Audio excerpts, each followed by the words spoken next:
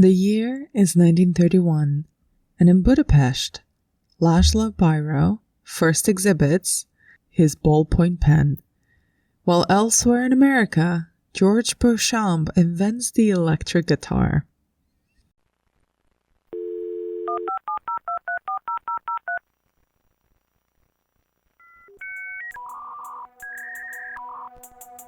Welcome to the Final Girls podcast. I'm Anna Bagutska, your podcast host. I'm a critic and author of Feeding the Monster. And in this series of the Final Girls podcast, I'll be journeying through the intersections of horror and technology, from the very first robots of the silent era to the most recent AI villains. Welcome to our deep dive into machines. Every episode, I'll be joined by a guest to discuss a film or two and how it captured our fears and anxieties around technology and the place it holds in our lives. In this episode, I'm joined by film critic and friend of the pod, Clarisse Loughrey, who has kindly joined me on my own back and forth about whether to cover Frankenstein in this series or not. I won't bore you with how long it took me to make up my mind, and I'll be honest, I wasn't going to cover it. Mainly because I'll be doing a deep dive into Mary Shelley's Frankenstein and its multiple adaptations next season. But the more people I spoke to and the more tech horror films I watched, all roads led back to Frankenstein. Shelley's novel has been the source of hundreds of adaptations across books, stage, and screen since it was originally published in 1818. The most famous and arguably most influential cinematic adaptation being James Whale's masterpiece from 1931. More an adaptation of the stage play by Peggy Webling than the book itself, to be fair. In this version of Frankenstein, the young, arrogant scientist Henry Frankenstein, together with his hunchback assistant, assemble a man from body parts and the preserved brain of a criminal. Frankenstein's monster, played by horror icon Boris Karloff, wakes up alive, confused, and instantly shunned by his creator. Frankenstein arrived on the heels of the financial success of another Universal production, Dracula, and launched a whole new franchise of films, including a very successful and beloved sequel, Bride of Frankenstein, which I covered a few years ago on the podcast.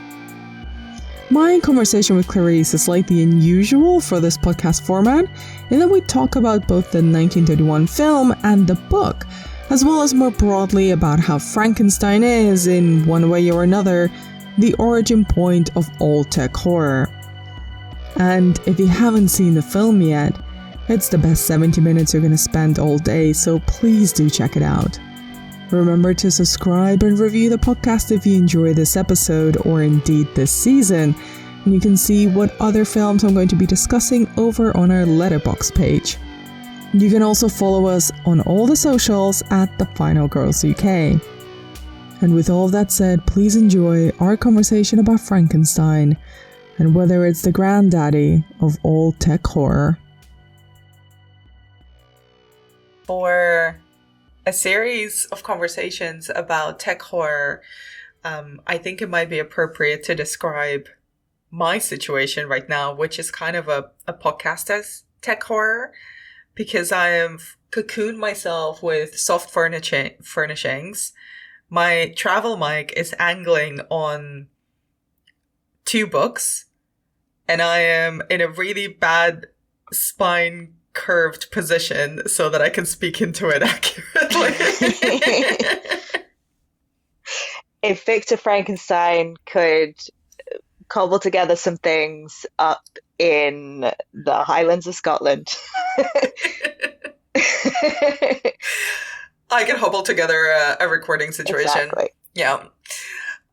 So Clarisse, I'm asking this of everyone, and I have to know yours as well. What was the first piece of technology that you remember owning? I think the first one I at least have a memory of is my Tamagotchi.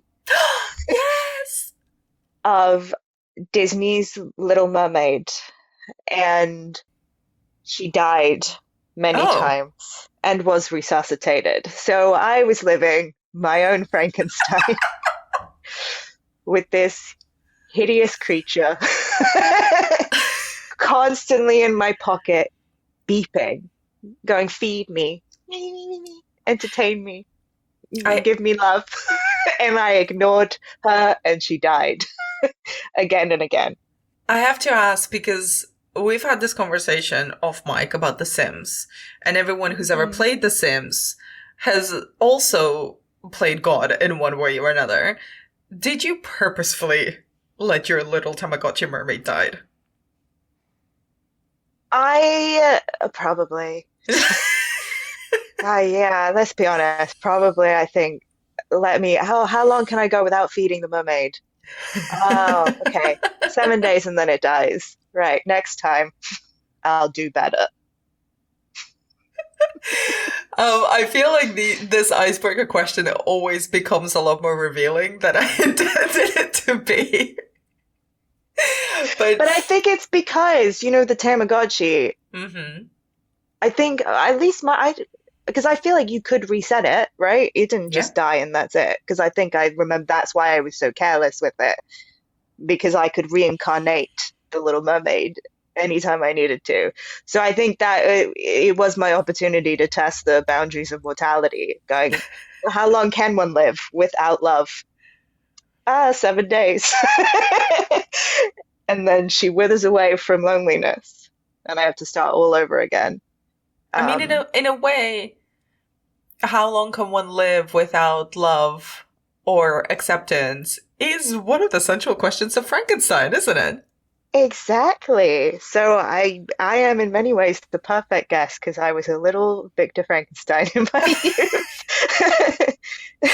I mean, you're a wonderful guest always to talk about all films, but I know you're a big fan of the Gothic, and we were talking a lot as I was prepping the season because I was oohing and ahhing about whether Frankenstein should ever even be included in the season about machines.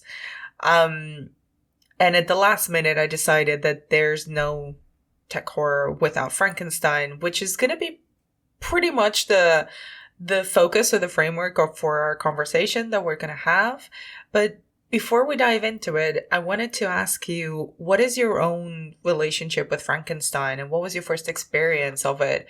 Was it the James Whale film or any of the other adaptations, or was it Mary Shelley's book itself?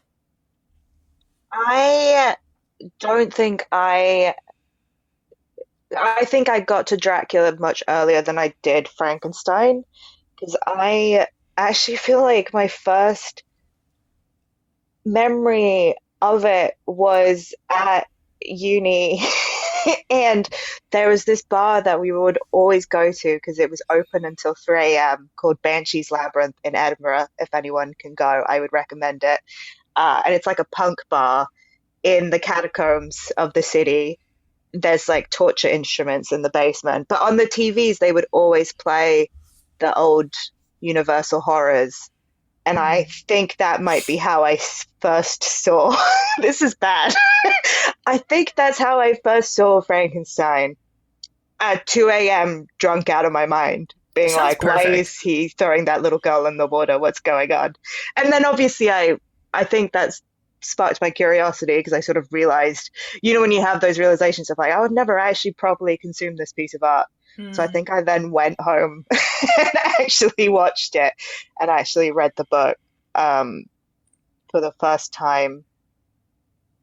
Um, that's a bad admission, but there we go. And how do you feel about the book, the story itself? I know we'll get into it a lot more, but are you, I guess, Dracula and Frankenstein, because the film versions came out so closely together, and because both of them are such foundational pieces of horror literature, do you fall in one camp more than the other? I lean towards Shelley because I Mm-hmm. think there's so much that I think the tone of it to me is so perfect. Um, but I feel like I want to hold on to why, because we'll get into it. Yes. But I do think, I think some of the imagery in James Whale's film is just, so every time I watch it, I still gasp when he throws Henry Frankenstein off the windmill and he like smacks onto the, like for 1931, I still find that such a shocking image. Um, that I I just can't imagine what it would have been like to have watched it at the time that it came out. It must have been just the most terrifying movie ever, because not to do that sort of, oh, everyone was so quaint in those days, but considering the entire history of horror cinema that we've had since, I think, we're used to seeing certain things, right? But I Absolutely. think that Frankenstein movie being released at such a formative point in the development of the genre, I think to have seen some of those images, the windmill on fire, um, even him chucking the little girl into the the pot. I feel bad. I laugh every single time because in my head he just goes yeet, and she goes flying. But again, I know that if I were there in 1931, that would have been absolutely terrifying because yeet wasn't a word then. Yeah, I think just don't. Some would argue it's still not a word. No, it's a word now. Once Timothée Chalamet uses it, it enters the vocabulary. Yeah, he's got a direct line to the Oxford The English Dictionary language. people. Yes. Yeah. But yeah, I think in the way that I think the Dracula film is so striking for its I find that to be such a seductive, mysterious gothic film. I think Frankenstein for me is just pure horror shock, terror level of filmmaking.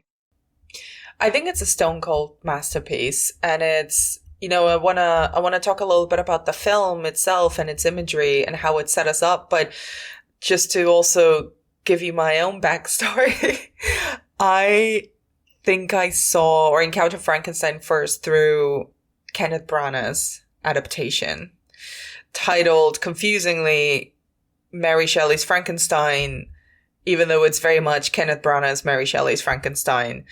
And it's the 1994 version where Branagh himself plays Victor Frankenstein and Robert De Niro plays the creature. And then it was the book, but also the Whale film, I first encountered kind of through clips in the biopic of James Whale, Gods and Monsters, where Ian McKellen played him and Brendan Fraser played like a hot gardener who kind of reminded him of the Boris Karloff kind of, stature or figure just physically. And it's a beautiful film. I genuinely love that film. I think it's great. But it's this interesting thing of, you have this really bombastic, quite dramatic adaptation of the book that is technically very quite book accurate. And then this like really melancholic version of a melancholic biopic of the man who adapted the book incredibly well, or I should say he adapted the play that was adapting the book and created this incredible piece of art horror. And then I studied the film quite exhaustively when I was in university in Paris. And I always studied it kind of not even as a horror film, but kind of as a piece of art always.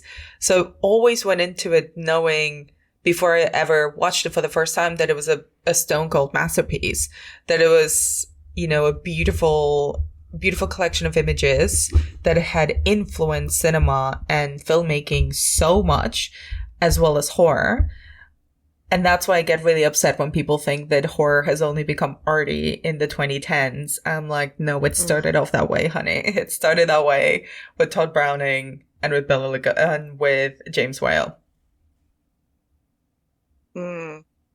Yeah, I don't know, I just think about that windmill is just beautiful. I mean, it's horrifying, but it's such a singularly beautiful shot. I think it's a film full of gorgeous shots. I was rewatching it and even the shot of the hand, of the creature's hand kind of coming Yes. alive for the first time, it's just a close-up of the hand just starting to tremble. And it's horrific, but it's also really beautiful. And I think the entire film kind of is this combination of beautiful imagery that is depicting something quite terrifying or horrific, in the same way as the book is like this gorgeous Gothic language describing really terrifying scenes and ideas.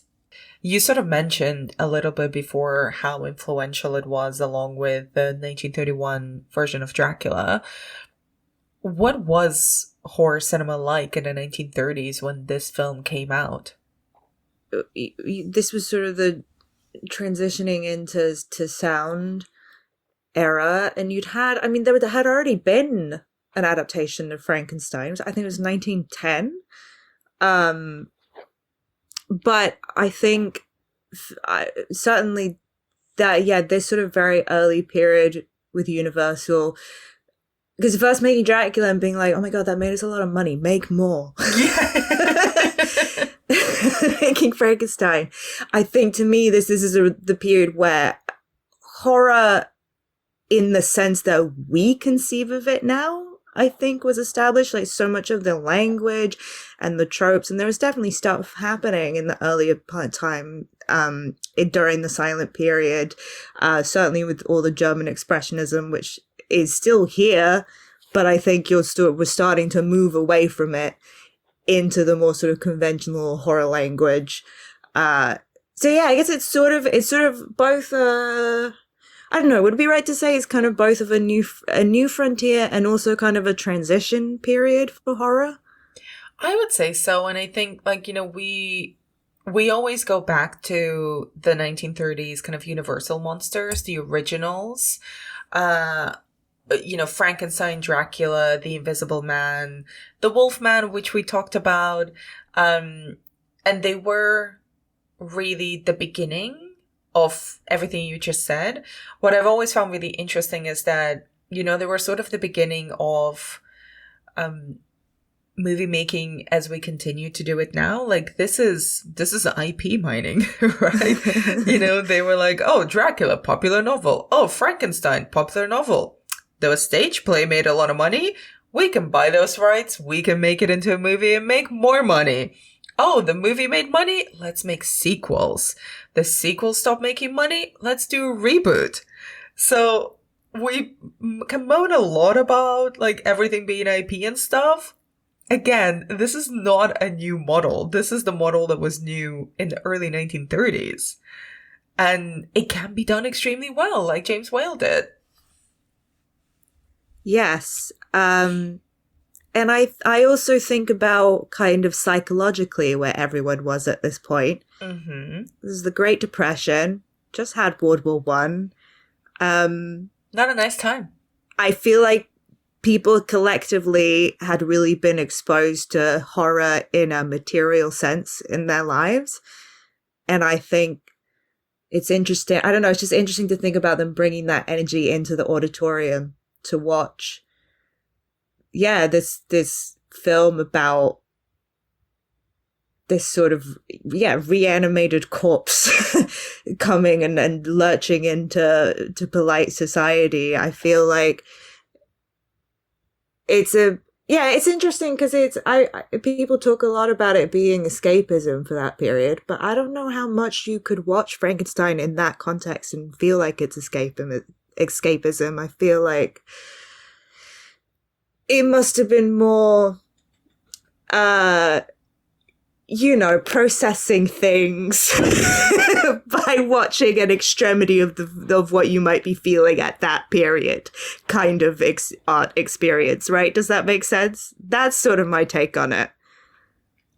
I'm interested in that take. What I also find really interesting about Frankenstein as a text is that it's one of those stories, and we'll talk about kind of how it's been reinvented in horror since then, since it was originally published.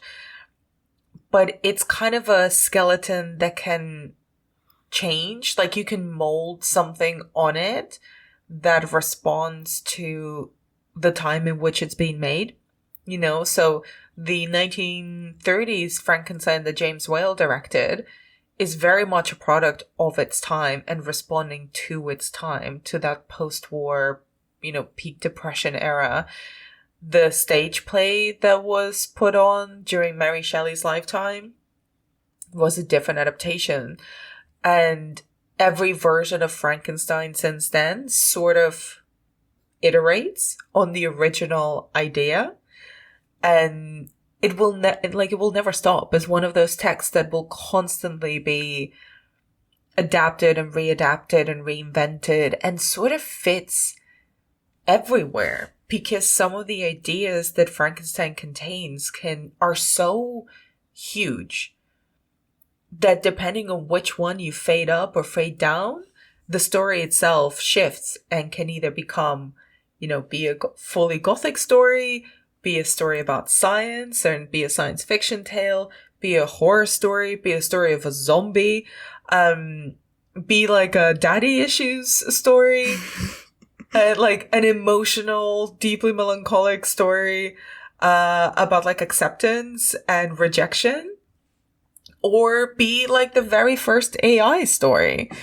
And I wanted to lead into kind of the crux of my internal debate and the crux of, I think, our conversation today, because this is a series about tech horror and about machines and machines turning against us. Do you see Frankenstein as tech horror? Well, to me, this is like a ship of Theseus situation. Because at what point does a reanimated corpse become because AI, artificial intelligence, right? So that to me suggests that the components cannot be of organic source origins. But I mean, the way that Shelley describes it is interesting because she doesn't, this is what I love, like, much respect to her. She didn't know the science, she said. So she had her character in the book go, I'm not telling you because you'll try to do it. So I'm not going to tell you how I made the creature. Which I am like, that, I mean, contextually, thematically, it makes sense, but I'm also like, Mary, you were sitting there going, I don't know how they made this. I don't want to have to explain it. I don't want to have to figure it out. It's a secret, she writes. I love it. I love that as an author's trick. It's, for me, it reads as like, I don't want to spend 3 months, 3 years, however long it takes to like think about the science bits because I don't give a shit. I care about what happens after the science bit happens. So exactly. Let's just say it's a secret. It's like Clemence Posey's character in Tenet where she's like, don't try to figure it out. Just go with it. But what she does mention that he's getting stuff from slaughterhouses and I can't remember. I think it's slaughterhouses and something like she's like he's getting body parts of something, maybe not even human, but he's getting flesh. So I think it is in the book that the creature is made of organic material. But yeah, this is where the ship of Theseus thing comes in. Like it's lots of different bodies. It's not one body reanimated. At what point does that stop being a person? At what point does it come into the category of the creation of life versus the restoration of life? And I don't know if I have an answer because I think that is part of the question of the book. So it's very hard for me to answer this. It is and it isn't AI horror, tech horror. This is the conversation I've been having with myself and with my friends who will tolerate this conversation from me for months now. Because I think you're right. It's at the crux of the text itself. Much less so the film, I think. Because obviously they need to kind of narrow it down, and the novel has such an interesting structure anyway. But I think I would confidently say, and this is why I ultimately just covered on this series, there would be no tech horror without Frankenstein. But is Frankenstein itself tech horror? Question mark. The question mark remains. Maybe. Because I think it's interesting because it does that thing. A lot of the central themes and a lot of the central questions and even tropes that have been, I think, iterated and reinvented and explored through the films that we associate with tech horror, from, you know, everything from like Tetsuo to Blade Runner to Ex Machina are all like, all of those central ideas are in Frankenstein. It's like, at what point do you become human? Is the creature human? He has agency, he has intelligence, he learns, he has feelings, he has issues, and he expresses and feels emotion. Is the hubris of a scientist who pushes to create something without thinking of the consequences, and then like how he deals with it, how Victor Frankenstein deals with it. Again, all of that is in all of the post-World War II, post-nuclear bomb horror, just expressed differently. It's constantly in more tech-specific horror. And then this like thread of a huge technological advancement completely taking over, not just becoming kind of a threat. In Frankenstein, it's just one guy who is like, I'll kill everyone you love, and then I'll chase you forever. But if you think about it in a bigger way, isn't like Godzilla or any of the atomic monsters or HAL in 2001 or the androids in Blade Runner, aren't they the ones who's like, you created us because you thought you could own us, but now we just want to do our own stuff and you're in the way? Absolutely. And I think it's sort of, I think what I find so interesting about the Frankenstein story and every iteration that you've mentioned after that is sort of the relationship with parenthood and creation and scientific creation, because ultimately all of the, you know, the creature and, you know, these robots and these monsters act like rejected children, of saying like, if you could not, you know, so much of psychological study around childhood is around this basis of like love being an essential ingredient in an upbringing, in the formation of the brain, of the personality of a human being. And like that's why that quote that the creature tells Victor, what if I cannot inspire love, I will cause fear. I'm like, I'm with you, dude, because love is the essential ingredient of humanity. And I think the idea that that's the thing that becomes ultimately horrifying about the monster, about the creature, is not actually, probably the creature would have turned out fine if Victor had just been a good dad, you know?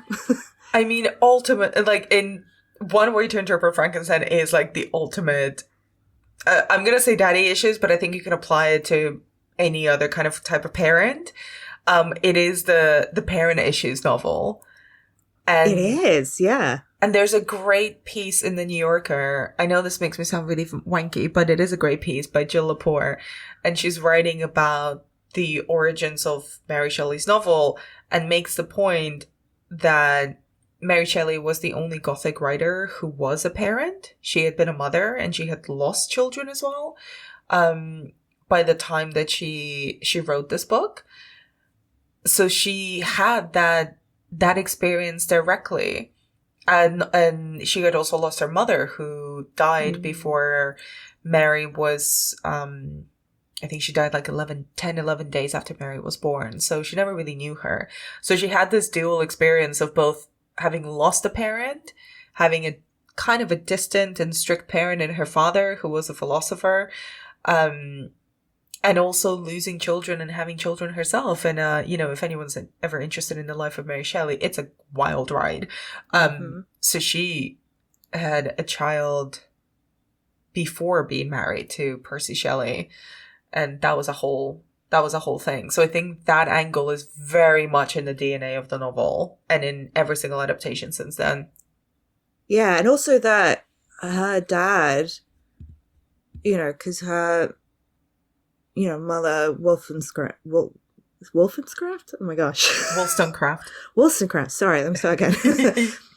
Her mother, Mary Wollstonecraft, was this, great intellectual thinker, this great kind of early feminist writer. And, her husband and Mary Shelley's father held her up in such high esteem. And I feel like, I imagine like growing up with this sort of ghost in your house of this pressure of like, will this daughter,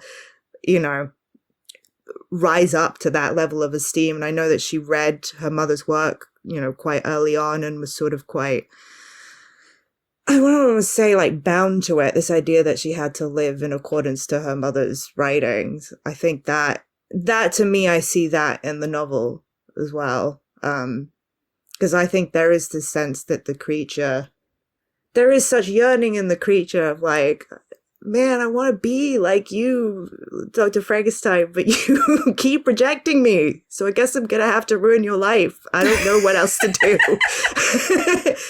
Because the novel, I'm so struck by the novel whenever I read it, it's so much about this just deep yearning for companionship. And there is the romantic side when the creature demands, that Victor make him a woman. But also everyone just wants a friend. Because there's Walton, the Arctic explorer that we meet at the beginning. Yes. And he's out in the Arctic being like, man, I just wish I had a friend. And then he meets Victor and he's like, oh my God, you're so cool to talk to. Oh, you died. Sorry, spoiler. Do you know what? The other thing that I found, like, I've been watching a lot of these movies, obviously, in prep for the season.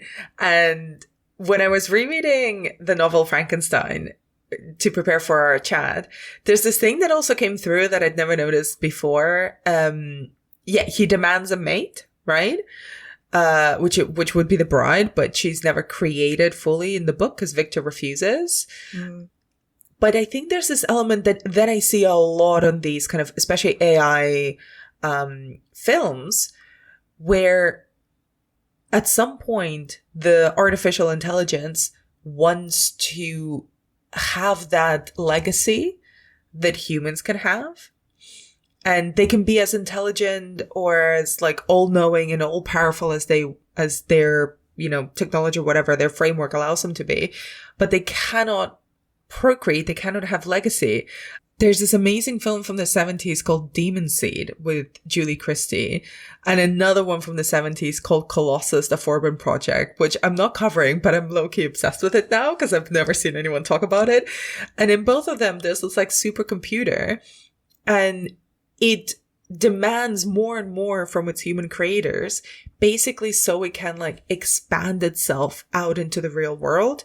And in the Demon Seed, the main ambition of the AI is to like have a child, is not so much to have companionship, but it is like to exist further than their own life, which is something that, again, is something that we can have as living creatures.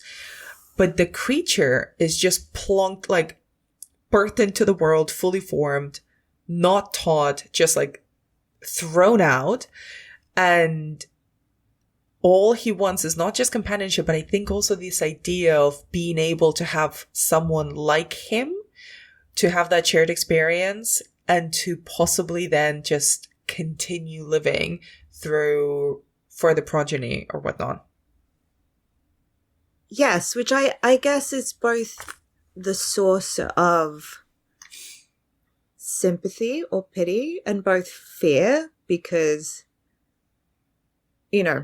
AI robots, as we understand them now, cannot form community. They just operate solo. I mean, sometimes they have integrated operation with other robots, but, they don't have friends. Robots don't have friends. And I think when I say that robots don't have friends, it makes me quite sad. I mean, I immediately thought really of sad.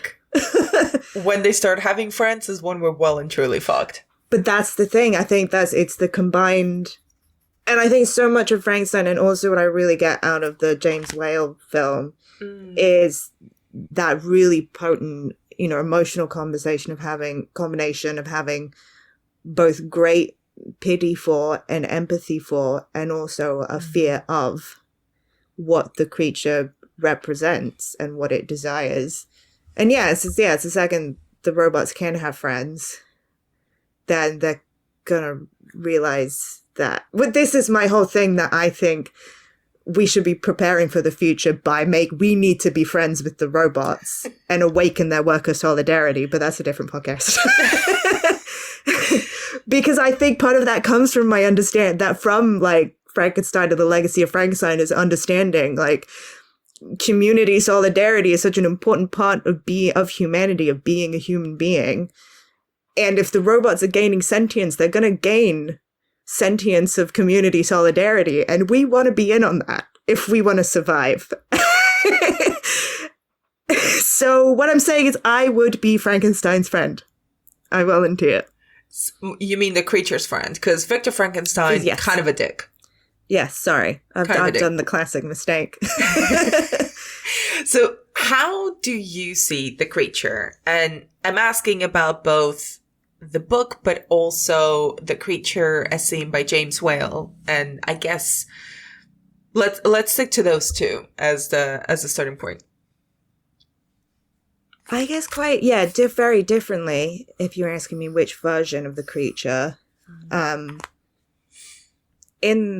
I think in James Whale's film, it is kind of more simple that he is represented as very childlike, which I know is something that came from the stage adaptation. That's where that characterization kind of arose out of. I don't like it as much as how he's represented in the book, but I do think it's extremely effective because he's very innocent. And there is this sort of tension, because I know it's sort of like a goofy bit, but the whole, oops, I dropped the normal brain. Guess we got to put the abnormal brain into the creature. Which is the Dwight Fry character. Is he called Fritz? What he does when Frankenstein tells him, go get a brain for my creature. And he gets the normal brain out of the jar and is like, oops, dropped it. Which is apparently inspired by what happened to Walt Whitman's brain. They dropped it on the floor. What? And yes, this is apparently where that scene comes from, is Walt Whitman donated his brain to science because he was like, do you want to look at my incredible great brain when I die? Because it's such a good brain. I think you're going to want to take a look. And they were like, of course, Walt Whitman. But then they lost it because he dropped it. Somebody dropped it on the floor. So that's why we don't have Walt Whitman's brain. The story of the intern or the assistant who dropped Walt Whitman's brain, I would read that memoir. Like, how do you go on after that? Yeah, It's like, what do you do after that? But my point was, I think that really changes the nature of the story because it becomes about this sort of nature versus nurture impulse with violence, right? That the creature is very innocent and yet there's something deep within him that, he reacts to every situation with chaos, with destruction, with yeeting little girls into the pond. And he can't really help it. It's just part, which, I don't know if I'm big on that kind of thinking. I'm more of a nurture kind of person. So I think that is the part of James Whale's Frankenstein that I don't love as much. But I think just as a viewing experience, I feel sorry for him. He's just trying to be a guy. And I think that scene where he holds his hands when the creature first sees the light coming down from the skylight and he sort of holds his hands out, I think is very sweet and very beautiful. And it's hard not to be moved by that. But I prefer the creature in the book because he's just like the world's biggest hater. I love him. I'm so on his side in the book because Victor comes along, he just creates him, and then he's immediately like disgusting. And the creature's like, all right, what do I do now? And he's very chill at the beginning. He's like, let me try to make friends. Oh, everyone's hitting me with brooms. Okay, never mind. Let me try to make friends with this child. Oh, the child hates me too. Well, I guess, yeah, if you cannot inspire love, then I guess you should create fear. I kind of agree with him. Because what else has he got to do? He's got nothing to do in that situation. So he might as well become a hater. And he's a specific hater, because he's not just, I'm going to start killing everybody in my path. He says, I'm going to kill your people, Victor. I'm going to knock him out one by one. And then at the end, I'm just going to kill myself because that's all I have to do in life is just to make you feel bad for what you did. And I have much respect for that. You're so accurate. You're so correct. That is the story of Frankenstein. It's basically like if you thought Kendrick Lamar was the biggest hater in the world and admired him for it, as I do. The creature is a bigger hater than Kendrick. Yeah, say Victor. I hear you like to create.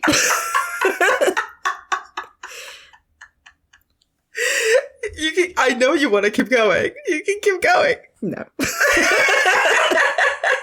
No, because Kendrick is such an incredible, like, I can't reach those levels, so I'm going to stop now. Oh, no one can, but Say Victor is great. I'm going to put that on the t-shirt.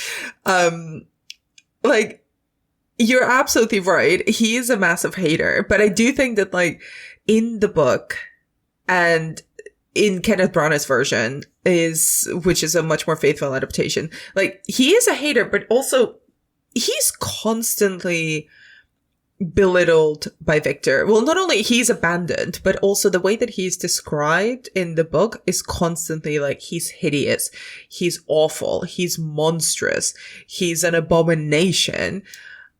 At some point you'd be like, all right, what do you want me to do? You made me. Like, you could have like dug up a pretty corpse. You could have given me like a beautiful, dead face. So I think there's this really great element of like self-hate to Victor as well. And Victor is a very hateable character. When we don't need to get even into the whole incest of it all in the book, but he's very hateable just personality wise. But there's also this thing of like, he does not for any minute think of the responsibility of creation, both on an intellectual level and an emotional level. He just disposes of the creature. He's like, ugh, I don't like it. It's horrible. It's not pretty at all. Put it in the trash.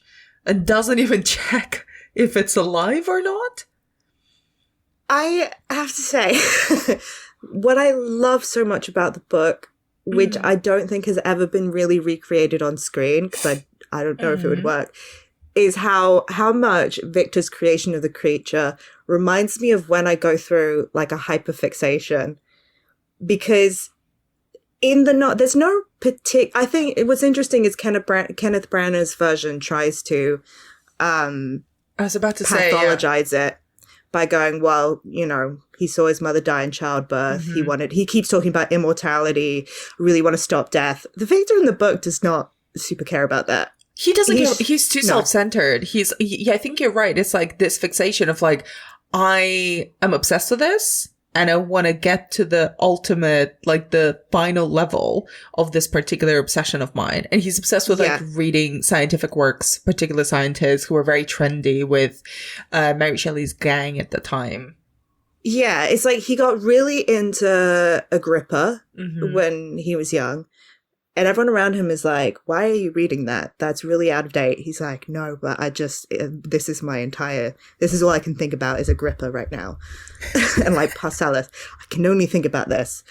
And he doesn't really give a reason why he's just like, I think I can make a creature. And then he doesn't eat, he doesn't sleep, he doesn't shower for months on end. And then he makes the creature, and exactly how all of my hyperfixations end. What the fuck? I don't know what that is anymore. I don't know what. Over it. The way that a hyperfixation can end so violently, and you're like, what is that? I don't know. Ugh. Get it away from me. It's like when I was really into Stranger Things for like 3 months because I got COVID when the new season came out. Mm-hmm. And then it ended so violently. And if you show me that program now, I'm like, what is that? Get it away from me. We spoke about that television show. Yeah. If you tried to talk to me about it now, I'm like, that's my creature. I mean, I love it. It's kind of described in a single paragraph in the book from Victor's point of view, where he writes, and I quote, "His limbs were in proportion, and I had selected his features as beautiful. Beautiful! Great God! His yellow skin scarcely covered the work of muscles and arteries beneath. His hair was of lustrous black and flowing, his teeth of pearly whiteness. But these luxuriances only formed a more horrid contrast with his watery eyes, that seemed almost of the same colour as the dun white sockets in which they were set, his shriveled complexion and straight black lips." It's very much like, I thought I was drawing a horse, and then I look down and it's like 2 lines in a circle and a triangle somewhere on the page. I feel bad for the creature, but I blame Victor. Because he was wearing, like, obsession goggles. Yes. Yes. And I guess ultimately the point is that he never could create. It was always going to look like that, right? Because the point is you maybe shouldn't do that in the first place. Well, the point is also, like, whether it's pretty or not, life has a life of its own. And if Victor is creating life, and, you know, for the purposes of this series, if you're creating technology, like, it might look like a little weird robot, but if it is intelligent, then that is that carries in itself a responsibility that just, you know, stitching some body parts together doesn't. And I think Victor he accidentally creates technology that he cannot understand, and is unwilling to understand. He just wants to, like, reboot and start again. He only starts thinking about it when he is being pressured to create a companion for the creature. So a second version. Yes. And I, you know, if you're talking about AI horror and tech horror, I think that's incredibly prescient in the way that technology is invented now. So if you look at, you know, ChatGPT, all this stuff, and all these little Victor Frankensteins, right? And Silicon Valley invented this thing that can talk to you like a human being and collate all your information and spit it back out to you. But what we're seeing right now is this weird situation where, you know, they're trying to attach it to every program, right? You can't Google without AI. You can't open your word processor without AI. But it's not actually helpful. No one wants to use it.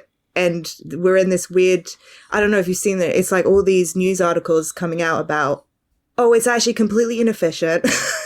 There's no real good application for this, but they just invented it because they had an idea that I can do this without thinking about the actual purpose of technology.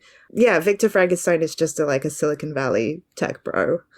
No, completely. I wanted to kind of stick with the creature and also ask your thoughts about, you know, we were talking about the creature in the book versus the creature in James Whale's film. How do you think it changes the fact that he cannot speak in the film? Because in the novel, as you described, he's the world's biggest hater. He's cunning. He's vengeful. He's so angry at Victor, and he articulates it very, very well. And he learned several languages as he develops. How does it change things for you that the creature is voiceless in the film?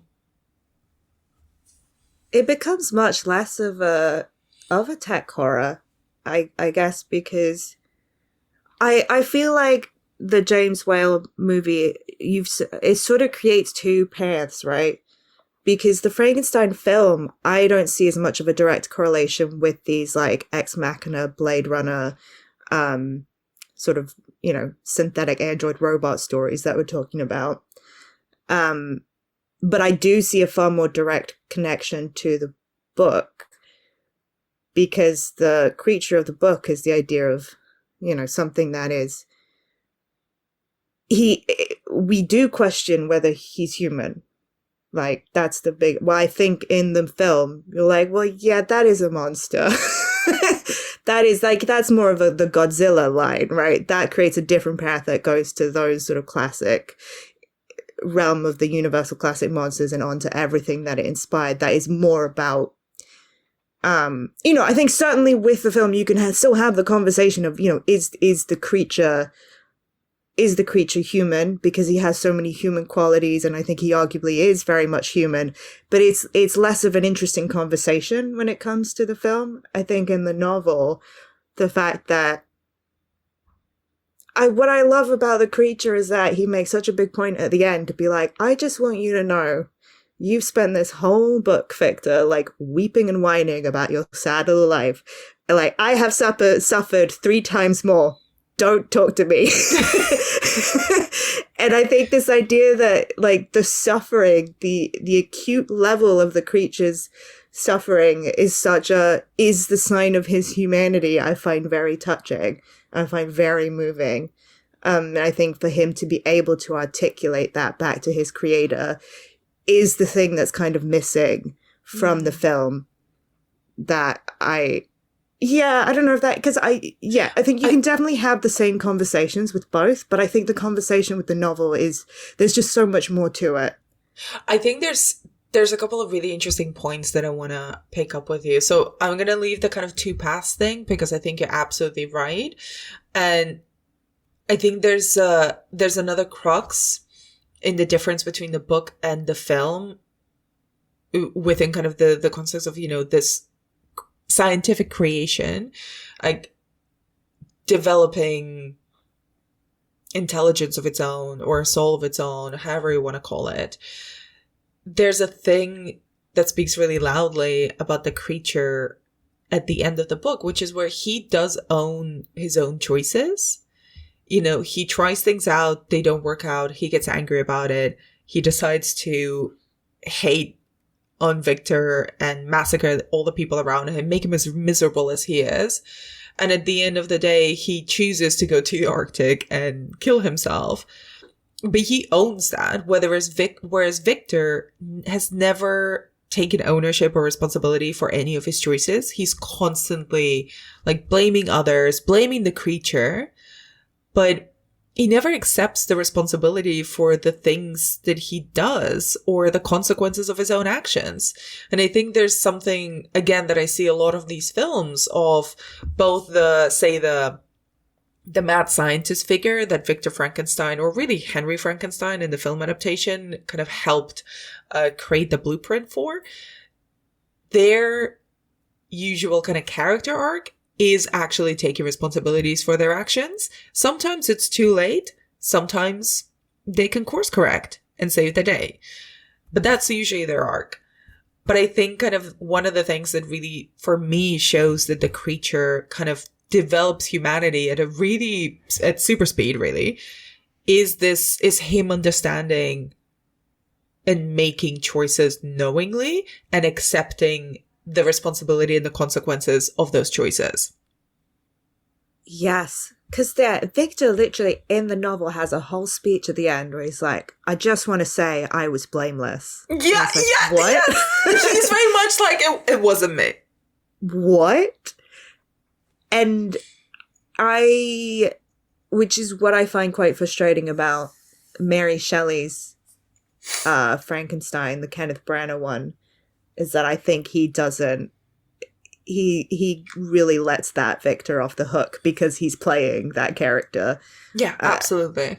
Yeah, it's hard to think, I mean, I feel like you're more of an expert in this, of a screen version of Victor Frankenstein who is really as much of a pathetic loser as the one in the novel, because the James Whale one, it has this, I think he's more of a tragic hero where it takes him a while to realize that he fucked up.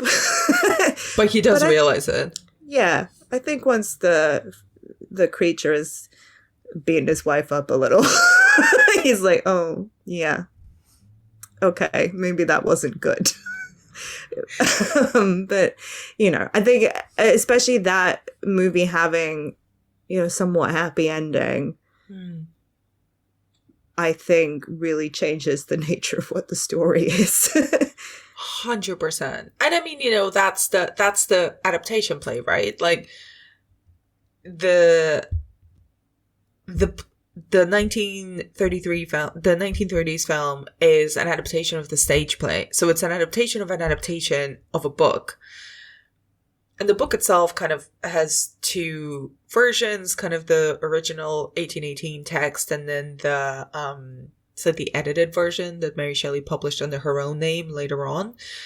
But I wonder as well if you had thoughts about, we've spoken about Karloff, we've spoken a little bit about the creature as a character and the differences between him on the page and on the screen in this first version, well, kind of first big version.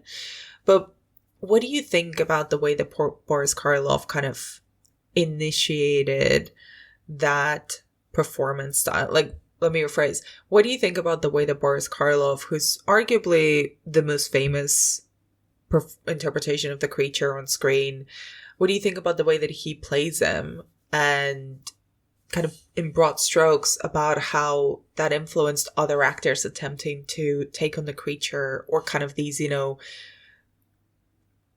half human, half creation kind of figures?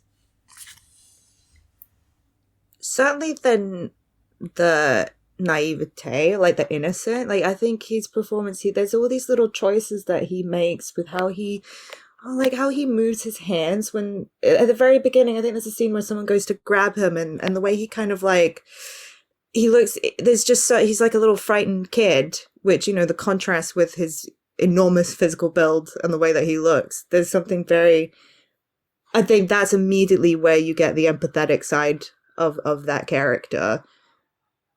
And he does, there's all these little, like, I think it's an incredible performance, and all of these just little beautiful moments of, understanding that this version has taken away his speech and his ability to communicate to his creator the suffering that we are talking about. But I think Boris Karloff still found little ways to show us like this internal turmoil of, like, just imagine waking up fully formed and suddenly everyone is screaming in your face because you're so scary. I think that's the character that he's playing. Of, and God, okay, I don't have the way to communicate to these people what I want or what I'm feeling. And so the only sort of language that he has is the violence. Which, it's why it's not, like, why I think Poor Things is a great, I mean, obviously that goes via a novel as well. It's sort of adaptation.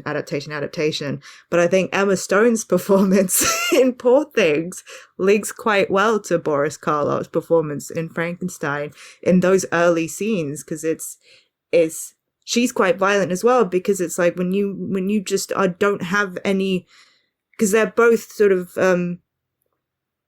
they are like fully, I mean, her brain is developing, but I think it's this idea of just being dropped into the world, sort of fully formed. Like, there you go, boom, not having the sort of gradual growth and development and nurturing of childhood, like how intensely frightening that experience must be. And not to be able to tell people, not to be given any form of communication, whether that's, verbal, sign language, not being taught any way to tell people how you feel inside. like that, the intensity of that emotion, that he doesn't really know what else to do. So that's, I don't know. I think that explains kind of the tragedy of his arc, I guess. Absolutely. And I think it's like there is that childlike Britishness to him, which I wouldn't even call violence, because I don't think he has, neither in the film or in the book, at least at first, an understanding of, you know, how unusual like his size and strength are compared to other people. Like he just, like you say, he just woke up like this. This is not, he doesn't know, in the novel, he's like 8 feet tall. He doesn't know that that's not what what the size of people usually are. He doesn't know like that his strength is like larger, more intense than kind of a regular man. So I think there's like a childlike inability to measure his own strength that is then, obviously because he wreaks havoc, becomes monstrous. But I wanted to pick you up kind of on the other thing that you said, which I thought was very spot on, about kind of the breaking away into two paths that Frankenstein has, which is the kind of the influence on all of the tech horror that we'll be talking about over the next couple of months, but which comes a lot more from the book. And then the second path, which kind of comes from the James Whale film. Kind of, I wonder if you could elaborate a little bit on that how do you say this word? Bifurcation? Could you elaborate a little bit on that bifurcation between the legacy that the film has spawned and the legacy of all of these ideas that we've been talking about that are in the book and then in subsequent tech horror? I guess it's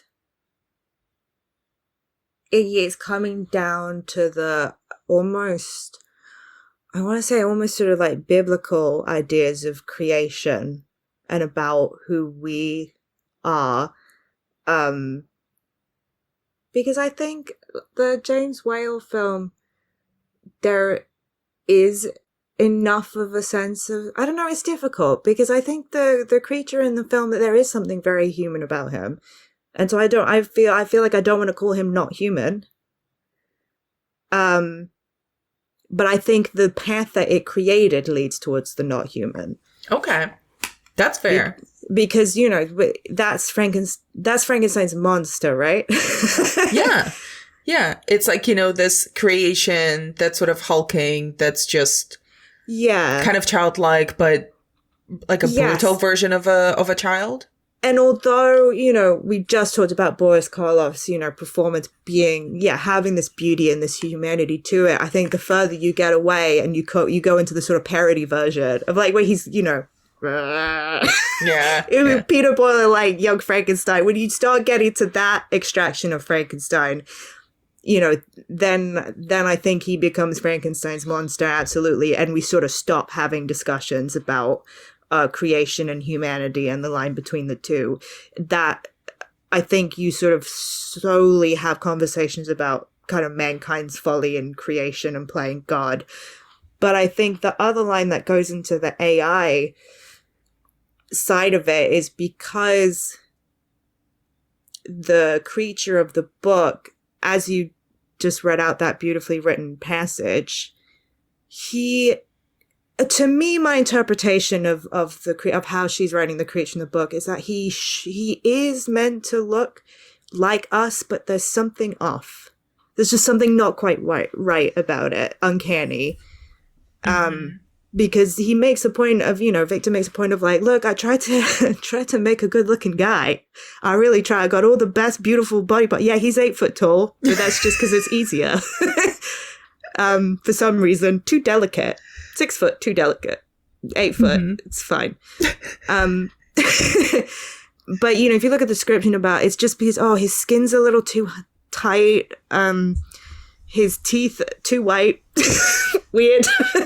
His hair is too emo, not into it. So there's this sense that what really, really repulses people about Frankenstein's creature, which isn't really applicable to the Hollywood version, is that we can tell that we're looking at a person, but there's uncanny valley situation. which is what's very applicable to when we start talking about androids, synths, robots, AI.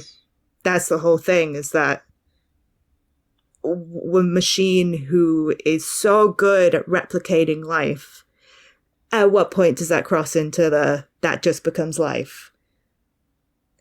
And I think that's every robot movie, isn't it? Yeah. That's every robot movie. Can you think of some films, some horror films, ideally, that have kind of reinterpreted the story of Frankenstein and his creature? I feel like you know what I'm gonna say. I'm Go scared for to say it. Why? I think my favorite version of Frankenstein is Ridley Scott's Prometheus and Alien Covenant. I'm so sorry. I'm so sorry, because we've had this conversation before of how much I love these movies and how I think it's the perfect Frankenstein AI story ever made, and I'm obsessed with it. But I just have to say my bit, and I'm sorry. I will. Listen, you are the only reason those films are included in the season, because I just want to listen to your bit for an hour. But as a little teaser for that conversation that will come in a few months' time, why do you think Prometheus is the best iteration of the Frankenstein story? Because, well, I would say specifically as like a very vague adaptation of the book. Yeah? Because we were talking about what's really missing from all of these adaptations of Frankenstein is the hater energy. Is having a Frankenstein's creature who is like, why do you made me and you just why do you hate me so much? Oh, I'm just gonna give that energy to you back times 1,000. It's also exactly how you describe David in those movies. Because he got created. He's like, I'm an incredibly helpful synth. I will do everything you ask. I'm a nice guy. I just like watching Lawrence of Arabia a lot. And then if you watch the beginning Prometheus, just take a shot every time someone bullies him for no reason. You know what? I will when it comes time to rewatch that film, which I have not seen since it came out. Peter Wayland, pure Victor Frankenstein, because he introduces David to the rest of the crew of being like, look at my creation. He's just like my son. Doesn't have a soul, though. So, and then the camera cuts to David and he's like, all right. Okay. And then you have like, half an hour more of people just beating him up, just talking shit at him. Just awful. And then I'll save this for when we talk, but then you have the whole thing with the engineers and human beings. That is also a Frankenstein story. But I think the direct kind of allusion of Wayland and David as Victor and his creature, of just having this breaking point of, David essentially saying, okay, so I guess I can't create love. Well, I can't inspire love. Okay, I'm just going to create fear. Xenomorphs. Boom. Yeah. And then you have like this is the thing. There's like 3 Frankenstein stories in those movies, because there's the engineers and humanity, because they also create humans and are like, ugh, hate it, disgusting. I mean, to be fair, they got a point. They do have a point. That's the thing. Most of the people in this story have a point, except for humans. They're the only people who are incorrect in these movies. And then the humans create David. They're like, ugh, he's weird. Why is he so blonde? And then, so he has his hater energy, and then David creates the Xenomorphs. The Xenomorphs they don't talk, but I think they probably have their own, like, why our dad doesn't love us. Let's kill everything in sight situation. The Xenomorphs are a bit less. They're a bit less. Well, they're on point. I guess they're a little bit more like voiceless, nameless monster that just wreaks havoc. They're which more is the James Whale situation. Yeah. But I mean, you've made you. I'm not convinced yet, but I'm sure you will convince me in a few months' time when we spend an hour talking about those films. Yes, and but I do think as a direct adaptation of the actual, just the ideas and the feelings and the tone of the novel, I genuinely cannot think of another movie that nails that aspect of it better. Because as we said, even the Kenneth Branagh one, which was presenting itself as being accurate, the creature doesn't have half of the hater energy of David. Not even close, my God. Let's see if the Guillermo del Toro one has. Oh, look, I have faith. I always have faith in Del Toro. Jacob Elordi creature will just be, how tall is Jacob Elordi? 6 foot? He's definitely not 8 foot tall. He's not 8 foot tall. No. It will just be 6 foot, whatever, full of intense absolute hater energy. I do think that it's like quite interesting that with as many adaptations as Frankenstein has had, that there isn't a single film, or at least not a film that carries the title Frankenstein, that has managed to adapt all of the threads and the structure and the ideas that the novel puts forward. And I know, like, I know that that's why it's called an adaptation. It's not going to be the exact same thing. But I wonder, are there particular films or TV shows that you think have taken elements outside of Prometheus, that have taken elements of the Frankenstein story into interesting directions? I do think one of the best Victor Frankensteins is the Penny Dreadful one. Yes. And maybe the closest to sort of at least getting the vibe of it. Because I like that I think what's often missed out, and presumably will be in the Del Toro one, is that he's just like a student. He is. He's very young. Yes. And really pretentious. Which I think is quite crucial, because there is this idea that it's very naive knowledge, because he's barely studied. He's sort of gone to a few seminars and is like, yeah, I get it. And so I think that really adds to the arrogance, that this is not a lifetime, this is not something he has worked towards for an entire lifetime. He just woke up one day and said, I'm going to create life. And so I think having an actor for that show being around, sort of around the right age. And I remember, I haven't watched it in a long time, but I remember his performance had sort of the arrogance to it. And Rory Kinnear was the creature. It was, yeah. And I feel like he was pretty good as well. I remember they played it. It's more of a very sympathetic rendition of the creature. I don't remember having him many speeches going, I hate you so much. I do think that the Kenneth Branagh's very flawed take on Frankenstein, at least on Victor Frankenstein, he does have that arrogance. And also, I mean, we'll talk about this later in the season, but Oscar Isaac's, on tech entrepreneur in Ex Machina also has, like, in a completely different context with a completely different vibe, has that arrogance of the creator, assuming that because he has created something, he has complete control and ownership over it. Oh, he's loathsome in that movie.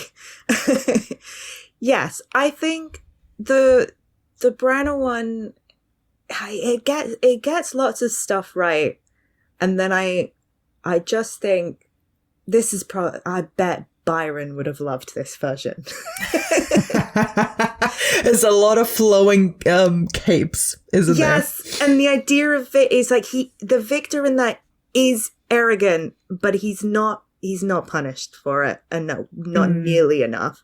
And I think there is something, I don't know how to say it, there's something extremely masculine about the Victor Frankenstein in that in that movie that I feel like I don't want to do like a weird gender thing, but say like, oh, well, only a woman could have written Victor Frankenstein, or that only a woman can make this story. I just think I watched that movie and I go, if Byron had written Frankenstein, I feel like this is what it would have been like, because it has, you know, he has all the Byronic qualities, but and he's shirtless for so much of it. Isn't.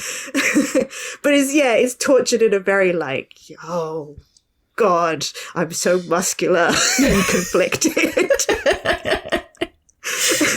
Well, I feel like Victor in the book is just a nerd.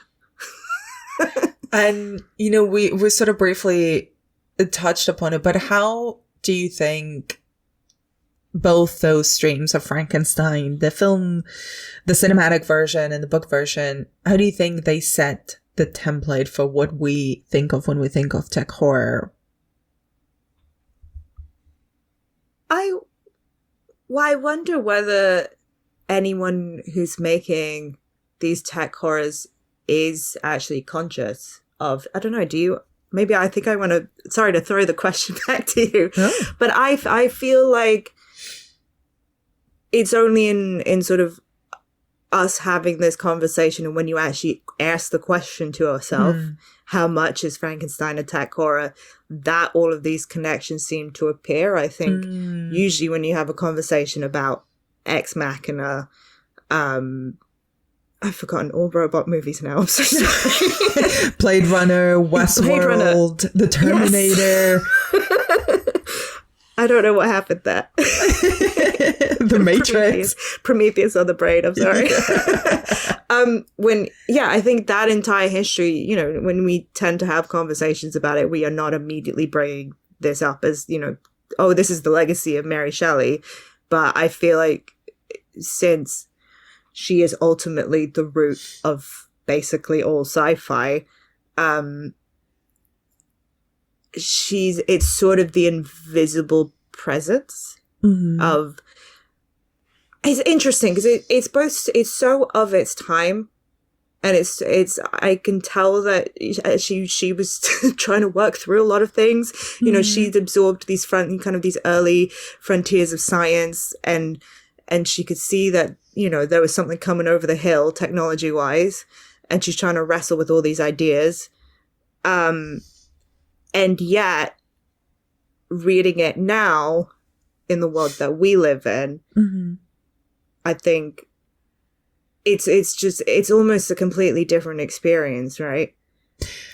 Totally. And also, you know, she's wrestling with, she holds in herself and processing like a lot of the ideas that her mother had written down about, gender equality and education and kind of these quite radical politics, both her mother and her father, and also which are in the book as well. I think it's always interesting. There's so many little mentions about like, in, you know, the indigenous genocide in America, slavery. There's a character from a Turkish character where they talk about the dad being put in jail, and she's like, yeah, I think it's racist reasons. It's so throughout the book the whole way through. You know, it's also very informed by her travels. Her mother had traveled a lot. She traveled a lot with Percy and Byron and that whole crew, you know, around Italy and Switzerland. And also, you know, not to be basic about it, but she was hanging out with a lot of like really petty haters. Like, Lord Byron was the biggest hater of them all. And like, I think that pettiness is very much in Victor as well as the monster. But I think you're right. I think this was, you know, one of the things that I was being very, I think, kind of square about it when, you know, because the creature is not made out of metal. It's not technically a robot or technically a piece of technology. But all roads, when you look at the list of films that I'm covering in this series, all of those roads lead back to Frankenstein. They just do, both in terms of the questions that all these films are grappling with, the idea of, you know, what is monstrous? Is it the creator or the creation? The idea of creation, the narrative arc for both the monster that gains consciousness and the creator that has brought it into being. The way that crowds react, like generally groups of people, the way that they react to the creature, both in the film and the book, are more telling about them than about the creature, really. And we see that a lot in kind of in monster movies or robot movies. The way that people, like, we'll talk about Westworld in a few weeks' time, but in the show and the film from the 70s, the way that people think they can just like use and abuse the hosts, the androids from Westworld, because they're technically not people, is, you know, you can see a lot of how people treat the creature in the book as well. And in the film, it's like, oh, you're not technically a person, so we could just set you on fire and pummel you with rocks and scream at you all the time. Yeah, and sometimes people are very rude to Alexa. I don't like that. And before I wrap up, Clarisse, just a final question from me. Where do you see Frankenstein today? Very aware that there's this adaptation headed straight for us down the road. But I think we're in a situation where Frankenstein as a story is now very much located in the past. I mean, we've had some attempts to reboot it in a more modern setting recently ish. Mm-hmm. And I think we've sort of moved beyond that idea. I think if Frankenstein as a story is now sort of a part of the Gothic legacy, and it makes sense to me that Guillermo del Toro is coming to make a, you know, period set version of the novel. But I think Frankenstein as an idea and everything we've talked about is just going to become increasingly relevant. Sounds as the AI gets smarter and smarter, it's going to be able to develop hater energy. And I think we should be ready for that. It's more terrifying to me that AI can develop hater energy than it can develop like actual intelligence. Because it's one thing to take over the world, and it's another thing to just humiliate us in the process. But this is what's so effective and powerful about the book, is that the pivotal idea for me is not that the creature has intelligence and that, you know, he can learn all these languages and speak and have all these philosophical ideas about himself. It's that he can feel sorrow. He can feel sadness. Mm-hmm. Like, that's the point at which you go, uh-oh, what did I do? Mm-hmm. Is because I guess that to me is that's the, when we talk about the line between humanity and not humanity, I think I lean more towards is the emotional sense, that's what makes us as human beings. I think you can make a robot that can do as many math problems and even, you know, debate philosophy. But I think when it crosses into the point of pure sentience and pure becoming like us, it's the second a robot can feel sad, it's over for us. We're done. It's the second a robot can hate. Yeah. Well, I guess, yeah, because for me it was sad, because sadness, this is what the book's about, right? Sadness leads to hate. You're mean to the robot. The robot's going to fuck up your life. Yeah, the robot kill all your friends. It's absolutely and your sister girlfriend diss track about you. Be over. Once the robots can write diss tracks, it's over for us. Clarisse, thank you as always for your time and for your insight and for your reinterpretation of Not Like Us, Frankenstein edition. I'm so sorry, Kendrick. Please don't sue us, Drake. I don't think he listens to this.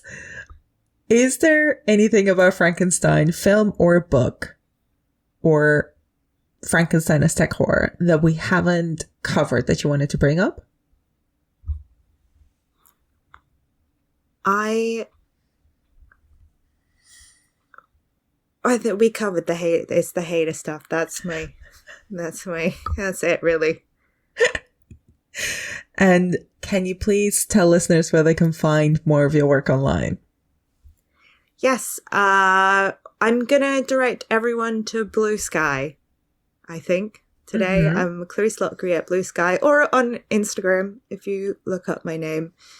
That's where I post. I'm on also another site, but I don't really post my thoughts on there anymore. They don't get to have your thoughts anymore. No. It's their loss. So if you want to see me tweet about Prometheus, you got to go to Blue Sky. What is the verb for Blue Sky now? Is it like, what is it? Is it to blue? You can Oh, they're trying to do skeet, and I'm not participating. No, absolutely not. No. That's just wrong. Yeah. I just say post. Okay. Yeah, good. Generic, That's nice and nice, neutral. simple. Yeah. Amazing.